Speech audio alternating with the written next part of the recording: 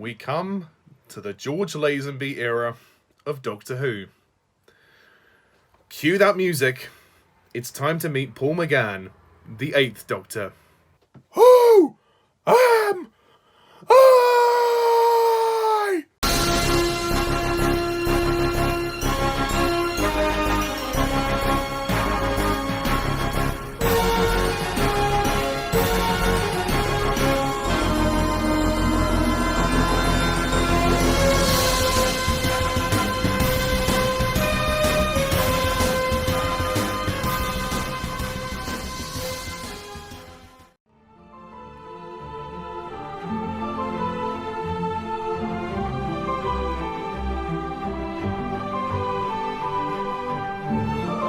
Hello Whovians and welcome to my latest Doctor Who review, where today I review the one and only feature-length movie to star the 8th Doctor, Paul McGann. The TV movie from 1996. Well, the TV movie, yes, this is an interesting time for Doctor Who because the show basically ended with Sylvester McCoy's era in 1989. But it took about 7 years, with the help of producer Philip David Siegel. They managed to make a deal with the people of the US&A. And we have the TV movie. This movie was meant to be a pilot for a new season of Doctor Who that would air in America. They were obviously trying to appeal to an international audience. This was basically the last stab to get Doctor Who back on the air. And was it successful? Not really. Look, okay, I'll go into my thoughts about the movie in just a sec, but it is very sad to know that this is basically Paul McGann's only story. Obviously, that discounts Night of the Doctor, which is a mini-sode where he regenerates, which is the next review that I will do. But yeah, this is basically Paul McGann's one and only story, and it's a real shame. It really is a real shame. So, the plot of the TV movie is as follows. The Doctor, nearing the end of his 7th life, is charged with transporting the remains of his fellow Time Lord, the Master, back to their home planet. Despite his precautions, his old enemy is not only dead, but is out for revenge, creating a timing malfunction in the TARDIS and bringing the Doctor to San Francisco in 1999. The Master escapes and puts his plans into motion. The Doctor must find a beryllium atomic clock and stop the Master. But after being shot down by members of a street gang, how will he succeed? That's essentially your plot of the TV movie. Well, the TV movie, you know, I am not going to sugarcoat anything when I review this. I will not lie. I am not going to say this is a perfect movie. I'm not going to say it's even great, sadly. But what I will say is that it is very hard to not appreciate this movie because it's Paul McGann's, you know, this is his baby. This is his one and only story as the Doctor. So I'm not going to include Night of the Doctor because it's a mini-sode. So effectively Paul McGann has one main story and that's this. So for that very reason, I hold it very close to my heart. But to be honest, when I look at the TV movie, I see a movie that is very confused. It's a little bit all over the place, to be honest. When I look at the story is okay. It's good enough. I mean, pretty much all the story is that the Master wants to steal the Doctor's regenerations by opening the Eye of Harmony, and that's it. What they do is unfortunately mess the script up by throwing in just so much information. There are so many things about this story which are overbearing. Like, for one instance, when the Doctor is struggling with amnesia and he's talking to Grace about, oh, Gallifrey and the skies, oh, look, these shoes fit perfectly, oh, who am I? All of that information about Gallifrey and everything, for a casual viewer, is going to be too much to retain. They're cramming this information into 90 minutes. And quite honestly, I think this movie should have been longer. It should have been 2 hours long, because then at least you would have had time to deal with the exposition and for a casual viewer to take it in. I mean, fans of the classic series will already know this anyway, so that's not an issue. What is an issue is the new audience, the international audience, well, let's just say the American audience at the time, who would not have known much about Doctor Who. Unless they'd have seen any of the classic series, they would probably have struggled to retain any of this information. So I think the movie is a little bit convoluted in that regard. I also don't really like the tone of this movie. It is very cheesy, and it is incredibly corny in places.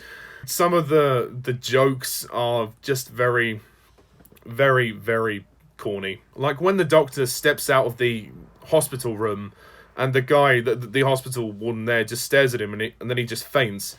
It didn't really land for me. Paul McGann is not a doctor I would consider to be that humorous anyway, because he just doesn't get the chance to be. I also think that Eric Roberts is a real miscast as the Master. I just don't think he was the right person to play this role.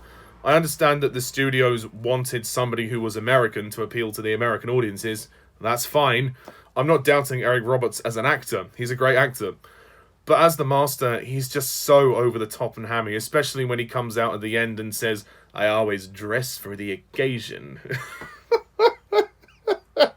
And his costumes are kind of ridiculous. I mean, at the end, when he's wearing his Time Lord outfit, that's not too bad, but earlier on, he's wearing a leather jacket and sunglasses. I mean, he looks like the fucking Terminator. You know, Arnold Schwarzenegger.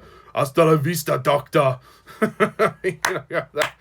Yeah, pretty much. For me, also, the script is very sloppy in the first act.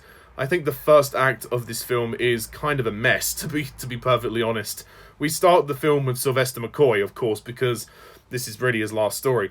Or, well, I say his last moments as the Doctor. Sylvester McCoy's regeneration, well, the regeneration itself is actually quite good. I like the regeneration with the lightning effects and how the Doctor's kind of... he's doing all those weird facial expressions and then his face kind of, it just, you know, in a split second becomes McGann's. I actually quite like that. It's quite dramatic and it really works. For me, it's the build-up to it. Sylvester McCoy, at the beginning of the film, he's in the TARDIS reading H.G. Wells' the Time Machine or something. And then afterwards, he just goes out into an alleyway and then he gets shot. He gets shot and that's it. Like, they roll him into hospital. It's so anticlimactic. I just don't think it was good enough for Sylvester McCoy to go out like that. I just think that was kind of the wrong way to start the movie. I understand that the Doctor needed to regenerate in order to introduce Paul McGann, but I just felt that McCoy could have been treated with a bit more respect in terms of his exit. The regeneration itself is fine, but the build-up to it, not so much. There's that scene when Grace comes in to operate on him when he's in a hospital bed. And, you know, that's an interesting scene as well, and McCoy gets to do some, you know, last-minute eccentric things as the Doctor, but honestly, his exit is just kind of meh to me. Like, I just didn't get much out of it. I mean, other than the regeneration, I didn't get much out of it. Another problem I have with this movie is that it basically ignores continuity. There was a specific moment where they referenced Skaro, and I'm just thinking to myself, what? Remembrance of the Daleks, Skaro blew up. So, what the hell's going on? Did you not see Remembrance of the Daleks? Did they not consider that when they were, you know, trying to stitch the continuity together? Well, clearly they knew about the original show because they had Sylvester McCoy come back, but it makes no sense. Why is Skaro still around? It's just a massive contradiction, and I just don't think it really works. That just, to me, it makes the whole thing kind of confusing, to be honest. One thing I actually hate about this movie is the reference to the Doctor being half human. What the fuck is that? When was that ever explained before? That was never explained in the classic series. The Doctor loves humans and he loves planet Earth, but that doesn't make him half human. What the fuck? Like, it's never explained. It's just a stupid little thing that he says. Unless he's saying it to that guy in that moment as a joke. That's different. That's fine. But it looked as though he was being serious. So I just don't like that. I really just think that is sacrilegious to the character of the Doctor. He is not half human. He is a Time Lord. He looks human, but he has two hearts. You know, his brain is the size of a fucking cathedral, so I'm sorry, he's not half human. I don't know where the bloody hell that comes from. I will say this, though. Paul McGann is a great Doctor. I mean, yeah, this is his only main story, but he didn't get very long in the role, but he could have been an amazing Doctor if they managed to get a season going with him. He's very dark, he's very mysterious, he's very interesting, he's quite quirky. Like I said, my favourite scene with Paul McGann as the Doctor is when he's remembering who he is. Oh, the skies of Gallifrey! Oh, my shoes, they fit perfectly! Oh, Grace! Grace! He's just so energetic. He gives an amazing energy, and it is refreshing to have that kind of energy. It really is. And it seems to me that he's the first Doctor they're edging in a more romantic direction, because he ends up kissing Grace, his companion, a good couple of times, actually. But Paul McGann, he's quite dashing, he's quite debonair, he's a bit more of an action Doctor, so he's a mixture of sort of John Pertwee as well, but I like the fact that he's a bit more of a romantic Doctor. The movie's definitely cheesy, but you can at least appreciate that they got the character of the Doctor more or less right. And McGann, you know, man, he is giving it everything. He really is. And I love his performance. I really do. And I'm just so sad that he did not get to do more in this role. I also really like Grace, the character of Grace. She's quite a good companion. I know she's only a one-off companion, but I would have liked her to continue with the Doctor. If they were to go travelling, you know, Daphne Ashbrook would have been great with Paul McGann. You know, Grace and the Doctor have a very good dynamic, and obviously it may have progressed into a romance. I mean, who knows? It certainly looked that way for the movie. Yeah, clearly the Doctor falling in love with his companion was a first-time thing here, but I think they were sort of pandering towards certain audiences who just kind of like that sort of thing. I mean, well, let's say fangirls. I will say, though, the character of Chang Li, I just don't understand why he's even in the movie. He just seems to be kind of pointless. We don't get to know anything about his character. He's just this Asian teenager who's in a gang, and then he gets caught up in the whole adventure, and then the Master starts using him and manipulating him, which is okay, but at the same time, he just doesn't offer anything to the story for me. There's that really cringeworthy moment when the Master actually kisses him on the cheek, and he's like, Lee has been like a son to me, you know? Just stop. I have to say, though, I love that opening theme. That theme music is one of the best renditions of the Doctor Who theme for me. Amazing. And the title sequence is pretty good too, introducing the vortex and then the flying asteroids. So, yeah, I like that very much. And I think that should have been the title sequence of the season if they were going to do a season. John Debney's music score is also very, very good. It's a little bit cheesy in places, but on the whole, it is a pretty good score, and it does sound very good. Definitely. I also love the TARDIS set. The TARDIS set is fantastic. It's so spacious. It's so roomy. And the Doctor now has an armchair in the TARDIS, and I guess the TARDIS can now be left on autopilot while the Doctor reads. So, yeah, that's kind of neat and dandy. And then there's obviously the room where they have the Eye of Harmony, which is also really good. That felt like very much like a castle to me. That was really well done. It is a fun movie.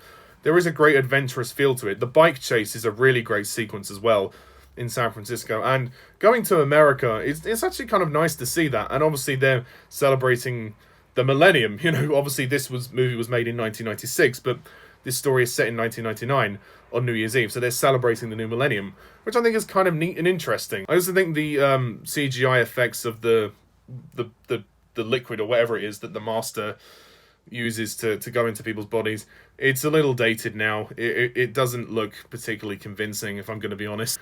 I mean, overall, what can I say? The TV movie, it's a very mixed bag. It's got its problems, but I still enjoyed it enough. I think it's a decent movie, and I really do appreciate it because it's Paul McGann's main story.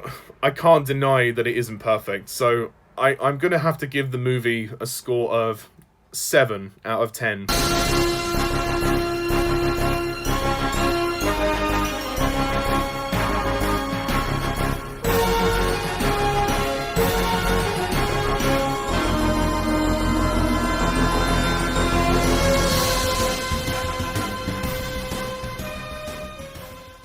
I like it enough, it's good, and I have it in my collection, but obviously I just feel so sad for Paul McGann that this is basically all he got. And then he obviously came back to do some audio adventures, and then he did Night of the Doctor, which gave us his regeneration into John Hurt, the War Doctor. So at least he got a couple more appearances later down the line, but in terms of an actual era, this is it. And it was nice to say goodbye to Sylvester McCoy in this story, even though he had basically a prolonged cameo. So yeah, that's my review of the TV movie. What do you think? Please comment down below and let me know. And stay tuned next time when I review Paul McGann's last story, Night of the Doctor. Well, it's not really a story, it's like a 7-minute scene, more or less. But I will definitely review Night of the Doctor for you, which will include my tribute to Paul McGann.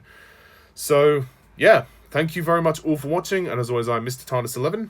See you soon. Bye for now.